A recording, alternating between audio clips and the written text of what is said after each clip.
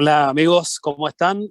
Por acá Rodrigo Andrade en un nuevo capítulo de nuestro ciclo de entrevistas Hazte cargo del cambio climático, que es un espacio de conversación habilitado por la Gran Logia de Chile, el Consejo Latinoamericano de Ciencias Sociales y la Facultad Latinoamericana de Ciencias Sociales.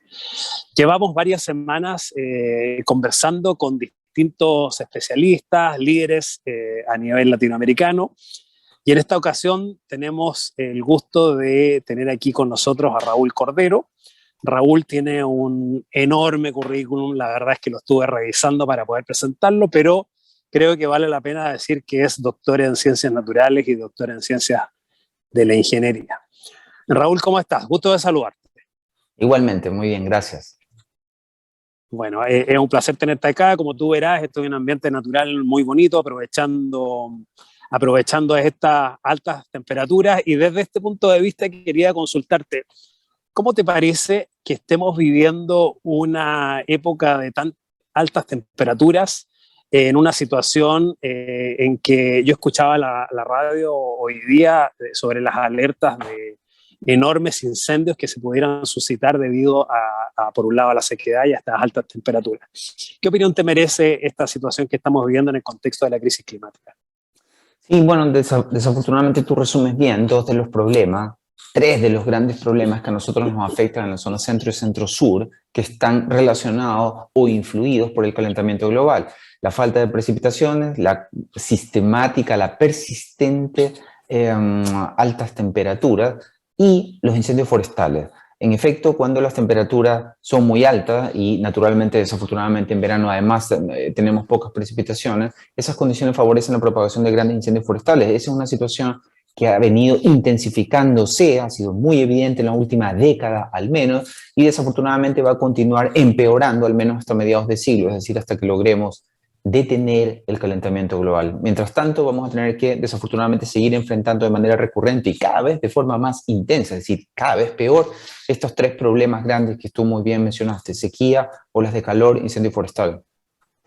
No quisiera situar esta conversación únicamente en el contexto de Chile, porque este es un espacio internacional.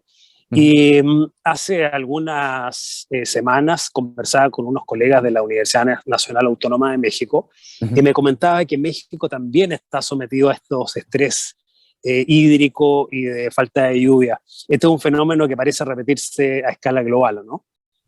Sí, es decir, hay ciertos problemas que son comunes. Por ejemplo, en todo el mundo está subiendo la temperatura y por lo tanto en todo el mundo hay más frecuentes e intensas horas de calor, pero en todo el mundo están cambiando las precipitaciones, pero no en la misma dirección. ¿Qué significa eso? Hay zonas del mundo que están perdiendo precipitaciones. Ese es el caso de lo que a veces nosotros llamamos el Mediterráneo global, es decir, todas las zonas del mundo que tienen clima mediterráneo. Por ejemplo, el centro y centro-sur de Chile, por ejemplo, el sur de California, noroeste de México, por ejemplo, el Mediterráneo europeo, por supuesto, por ejemplo, el suroeste de Australia, Nueva Zelanda y parte de Sudáfrica. Esas zonas del mundo, que se pueden contar con los dedos de una mano, son las que conforman el Mediterráneo global, y para ellos el cambio climático, además de altas temperaturas, les trae bajas precipitaciones. Por eso tu amigo mexicano te mencionaba que ellos tenían problemas muy parecidos que los nuestros. La gente que vive en el sur de California, exactamente lo mismo: Grecia, España, Italia, el norte de África. Es decir, en todos estos países están experimentando este problema de altas precipitaciones, pérdida de precipitaciones, pero eso no es el caso, por ejemplo, para la gente que vive en el trópico. Por ejemplo, yo soy de Ecuador. En Ecuador ese no es el problema. En Ecuador están aumentando las precipitaciones. El noreste argentino están aumentando las precipitaciones. Es decir, el cambio climático lo que provoca son problemas. Esos problemas pueden tener distintos signos, pero todas estas anomalías en el clima provocan, a su vez, problemas en la agricultura. Para la agricultura no solamente es bueno, no solamente es malo que no llueva o que llueva poco, como hoy nos afecta a nosotros en Chile, sino que también es problemático cuando llueve demasiado. Así que al final el cambio climático está provocando una alza significativa en los riesgos asociados a la alimentación. Lo que se llama la inseguridad alimenticia está complicándonos en todo el mundo por estos dos problemas: alza en precipitaciones en algunas zonas, baja en precipitaciones en otras. Bueno, estamos escuchando un nuevo episodio del programa Hazte Cambio del Cambio Climático. Para las nuevas audiencias esto puede ser escuchado en Spotify vía podcast, lo que evidentemente es un crecimiento de nuestro programa. Ahora, esta inseguridad alimentaria producto del impacto del cambio climático en la zona mediterránea global es una muy mala noticia, puesto que debe ser la zona del mundo donde mayor cantidad de población se instaló a través de los siglos, producto de este clima tan beneficioso y de este acceso al alimento tan simple comparado con otro tipo de zonas más extremas del mundo. Ahí hay un potencial de complejidad mayor, partiendo por el tema de las migraciones climáticas, que es un tema, hoy día el tema de las migraciones es un tema recurrente desde el punto de vista geopolítico y político de las naciones. ¿Qué opinión te merece este desafío que enfrentamos? Bueno, tú haces relación a los desafíos geopolíticos. Por ejemplo, para explicar más o menos cómo funciona este problema. La gente que se dedicaba a la futurología, es decir, a proyectar el futuro en los años 60 y 70 del siglo pasado, siempre tenía la tendencia a decir que las guerras del futuro iban a ser guerras del agua. ¿Ok? Bueno, sucede que tenían más o menos razón, porque el futuro ya llegó. La única diferencia es que las guerras de hoy, el futuro en los años 60, no son entre estados nacionales, sino que son conflictos internos. Un ejemplo es lo que está sucediendo en Chile. En Chile no es una coincidencia que el estallido social haya sido en el año más seco de la zona central en los últimos 50 años. Es decir, el cambio climático, al intensificar, empeorar las sequías, está alimentando conflictos sociales y creando verdaderas guerras del agua, que otra vez no son entre estados nacionales, sino que son internos, conflictos internos. Ese problema de Chile se ha visto reflejado en otros países del mundo, pero no en todos les pasa lo mismo. La resiliencia, es decir, la capacidad que tenemos los humanos de sobrellevar estos problemas está fuertemente relacionada con nuestro nivel de desarrollo. Cuando tú ves un mapa global de cómo ha cambiado el clima en los últimos medio siglo, tú vas a notar que en nuestro hemisferio, el hemisferio sur, hay 3 zonas del mundo que han perdido mucha agua en los últimos, desde los años 80 al menos. Zona central de Chile, Nueva Zelanda y Madagascar. En Madagascar, si tú pones en Google Madagascar, vas a encontrar que aparece la palabra hambruna por todos lados. El riesgo alimenticio ahí se ha traducido ya en una amenaza muy importante de que haya hambruna en Madagascar. En Nueva Zelanda, en cambio, no vas a encontrar mayor información. Y en Chile hemos tenido algunos problemas muy importantes relacionados con la distribución del agua. ¿Qué significa eso? Que los 3 han perdido más o menos 1/3 de precipitaciones promedio, pero el efecto que esa pérdida de precipitaciones, comparable en los 3 sitios, ha tenido es absolutamente diferente, depende de la capacidad de resiliencia de cada país. Para Nueva Zelanda, sí, sobrellevar la pérdida de precipitaciones ha sido fácil, para Madagascar es muy difícil y nosotros estamos a la mitad. Sí, porque lamentablemente la situación de la crisis climática, como prácticamente todas las problemáticas que arrecian hoy día el mundo, impactan mayormente a los países más vulnerables o dicho de otra manera, a los países en vías de desarrollo, lamentablemente. Ahora, en ese sentido, y en el contexto de las negociaciones climáticas, cuyo último capítulo fue recientemente en la COP26 en Glasgow, mi opinión es que pese a que quedaron pendientes algunos temas muy importantes, como por ejemplo el tema del financiamiento, el mundo no ha sido capaz, y para decirlo con justicia, el mundo desarrollado no ha sido capaz de reunir los fondos que se había comprometido a reunir para colaborar en la transición a economías bajas en carbono. Lo dije como tenía que decirlo. Pero mi intención, más que criticarlos a ellos, considerando que hay un contexto de post-pandemia muy complicado que nos ha afectado a todos sin lugar a dudas, hay algunos pasos que sí se han logrado avanzar. ¿Qué opinión tienes tú de este contexto de post-COP26 y los desafíos que se nos abren hacia la COP27? Bueno, yo coincido con tu diagnóstico, es decir, otra vez se han dado pasos en la dirección correcta, pero Desde mi perspectiva, coincido también con la tuya, el problema es el financiamiento. Es decir, había un fondo de $100.000 millones por año comprometidos para que los países desarrollados financien algunas acciones relacionadas con la adaptación y la mitigación del cambio climático. Ese fondo de $100.000 millones anuales, por supuesto, no se ha juntado, no se ha transferido a una cierta cantidad de recursos, pero estamos muy lejos de llegar a esa meta anual. Pero hay una cosa más importante para nosotros los países en desarrollo. Muchos de los países en desarrollo ya están sufriendo las consecuencias del calentamiento global. Ya ni siquiera hay tiempo para adaptarse, sino que ahora necesitamos reparar daños que ya se produjeron. La adaptación es más bien pensar en el futuro. Nosotros vamos a enfrentar riesgos cada vez peores, cada vez crecientes, y tenemos que tomar medidas de adaptación que nos permitan sobrellevar esos riesgos. Pero el problema es que ya esos riesgos ya llegaron para algunos países, es decir, ya Chile ya está seco, la zona central. Madagascar ya está sufriendo hoy riesgo de hambruna. Entonces, ¿qué significa eso? Necesitamos ya no plata para adaptarnos, ya no plata para mitigar, necesitamos plata para reparar. Y ese discurso de un nuevo fondo que se utiliza para reparar los daños ya producidos en los países en desarrollo, es un tema que se comenzó a discutir en la COP25, la que organizó Chile. Se comenzó a hablar del tema. Desafortunadamente yo tenía la esperanza que en la COP26 ese tema se retomara con más fuerza. Desafortunadamente no fue el caso. La agenda la llevó Inglaterra. Inglaterra, país rico, no le interesa hablar de ese tipo de transferencias de fondos. Por supuesto. Quedó para la próxima COP. Vamos a ver si en la próxima COP los países en desarrollo se unen, cosa que no pasó en esta COP, para tratar de que la agenda gire en torno a temas que para nosotros son más importantes hoy.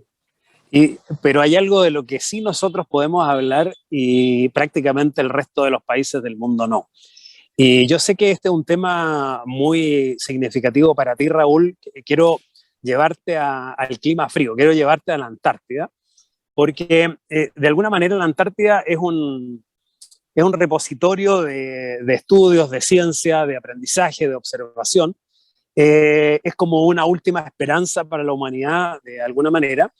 Y a la vez una especie de termómetro del avance inclemente del cambio climático.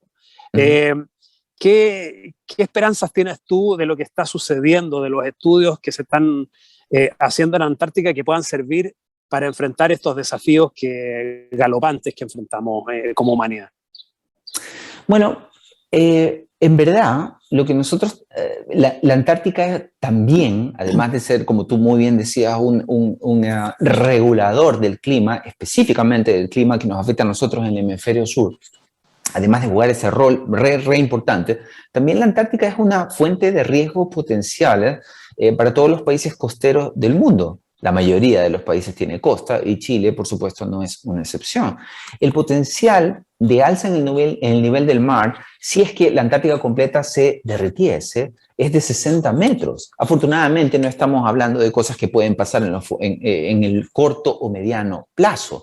Pero, por ejemplo, sí existe el riesgo hoy de que en el próximo siglo colapse lo que se conoce como la Antártica Occidental, que podría elevar eso en relativamente pocas décadas, quizás pocos siglos, varios metros el nivel del mar. Nosotros esperamos que el nivel del mar suba en el mejor de los casos solo 1 metro de aquí a fines de siglo, y buena parte de esa subida, que podría inundar de forma permanente zonas costeras en gran parte del mundo, va a deberse a lo que sucede en Antártica. Entonces, bueno, nosotros, incluido mi grupo de investigación, está dedicado específicamente a tratar de entender mejor qué es lo que está pasando en Antártica, cómo Antártica está respondiendo al alza de temperatura global y cuál es el potencial con el que el eventual colapso de la Antártica Occidental puede contribuir al alza en el nivel del mar. Vamos a ver qué pasa. Sí, es cierto, Raúl, esta es una conversación recurrente. Y yo soy parte de un grupo más amplio que es liderado por el ex vicepresidente de Estados Unidos, Al Gore. En las conversaciones que tenemos con este grupo de colegas, se nos aparece este riesgo inminente del incremento del nivel del mar que podría impactar no solamente Chile. Chile es un país que evidentemente con 6.000 kilómetros de costa probablemente seamos impactados, pero somos un país de 18 millones de habitantes y que el peso de nuestra economía es del 0,3% aproximadamente. Pero estamos hablando del puerto de Shanghái en China, estamos hablando de Miami, estamos hablando de ciudades como Nueva York que también están bastante cercanas al nivel del mar, pero cuyo peso económico en la economía global y el impacto que esto tendría es bastante más significativo. Sí. Igual yo, más allá de que concuerdo contigo, es decir, hay ciudades muy, muy vulnerables, tú mencionaste tres, Shanghái, Nueva York, Miami. Esas ciudades son muy vulnerables al alza del nivel del mar, pero a mí me preocupan más ciudades como Guayaquil o como Arica, justamente porque Shanghái, Miami, Nueva York tienen plata y nosotros menos. ¿Qué significa eso? Que nosotros somos mucho, mucho, mucho más vulnerables. Nuestras ciudades en el hemisferio sur o en el sur global son muchísimo más vulnerables a este problema al que finalmente no hemos contribuido tanto. En el cambio climático nadie es completamente inocente, pero no todos somos igual de culpables. Por eso te decía yo antes que es muy importante que en las COP futuras los países del sur global se junten y comiencen a demandar los fondos que el norte desarrollado tiene que transferir necesariamente para que nosotros podamos mitigar ya no solamente el cambio climático, sino podamos mitigar los efectos que los eventos extremos que el cambio climático está produciendo de manera cada vez más frecuente ya nos están produciendo a nosotros. Los efectos del cambio climático tienen que ser mitigados muy, muy pronto y necesitamos plata para eso. Hay muy poco tiempo para eso, evidentemente. Yo creo que en el marco de la próxima década esto tiene que zanjarse sí o sí. Tú sabes que nosotros tenemos un diploma en cambio climático, tenemos 110 alumnos de 20 países distintos, que es un programa que se llama Desafíos Éticos para las Políticas Públicas, pero adicionalmente están surgiendo varios programas nuevos. Uno de ellos tiene que ver con la cosmovisión ancestral de los pueblos originarios, que hay un aprendizaje, una sabiduría ahí muy valiosa, puesto que los pueblos originarios han tenido la capacidad para poder conservar vastos territorios en condiciones bastante prístinas. Y adicionalmente, y es algo que lo que te quería comentar, está por nacer ahora en breve, en este semestre, un programa que tiene que ver con Antártida y el rol de Sudamérica en este desafío de mantener el continente blanco como un espacio dedicado a la paz y a la ciencia. ¿Qué potencial ves tú allí para poder traspasar todo este aprendizaje, todo este conocimiento que hay a públicos de interés que de alguna manera creo que están un poquito lejanos respecto a la situación de la Antártida? Bueno, hay un enorme potencial en el sentido de que hay muy poca información. Es decir, la gente está tan poco informada que hay un enorme potencial de aprendizaje. Te fijas, para quien no sabe mucho, bueno, existe un mar de cosas por aprender. Así que, bueno, en ese sentido hay un enorme potencial, mucho que aprender, y es muy importante que la gente comience a aprender sobre la importancia que las zonas polares tienen, las altas latitudes tienen. Tú mencionaste dos cosas que son re importantes, que desde mi perspectiva no han sido suficientemente valoradas. Una es el conocimiento de los pueblos originarios.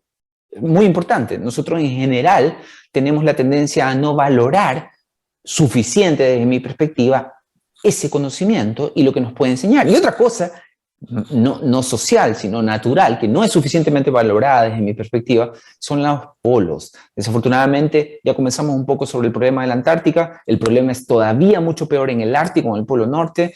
Son dos zonas del mundo, la península antártica y el Ártico completo en el hemisferio norte, son de las zonas del mundo que más rápido se están calentando, y los efectos que eso podría tener a nivel global son enormes. Así que, desde mi perspectiva, súper bueno que nuevos programas se hagan cargo primero de informar respecto al conocimiento que pueblos originarios tienen. Toda esa información merece ser conocida, difundida y valorada. Y por otro lado, otro programa que se haga cargo de informar sobre la importancia que las zonas de altas latitudes, los polos, tienen. No, buenísimo.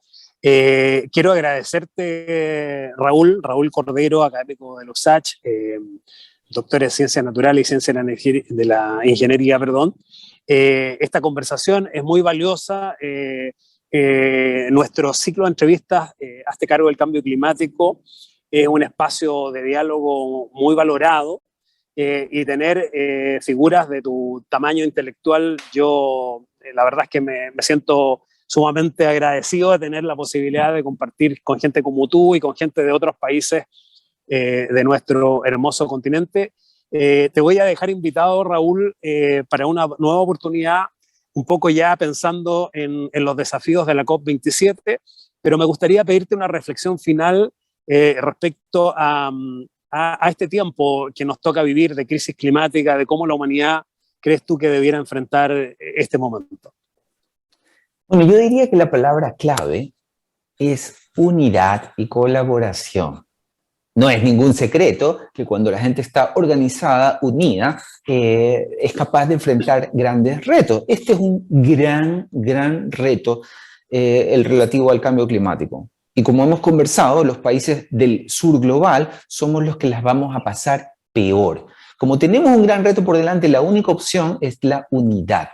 Así que yo espero que en las próximas COP esa unidad comience a forjarse. Sin unidad nos va a ser muy difícil no dejarnos imponer una agenda que no sea valiosa, pero no es la más importante para quienes habitamos en el hemisferio sur o más en general en el sur global. Así es, Raúl Cordero, muchísimas gracias por tu participación en nuestro programa y a todos nuestros amigos los dejamos invitados para la próxima semana con un nuevo capítulo de nuestro programa Este Cambio del Cambio Climático, organizado por la Gran Logia de Chile, el Consejo Latinoamericano de Ciencias Sociales y la Facultad Latinoamericana de Ciencias Sociales. También nos puedes escuchar en el podcast Hazte Cargo de Spotify.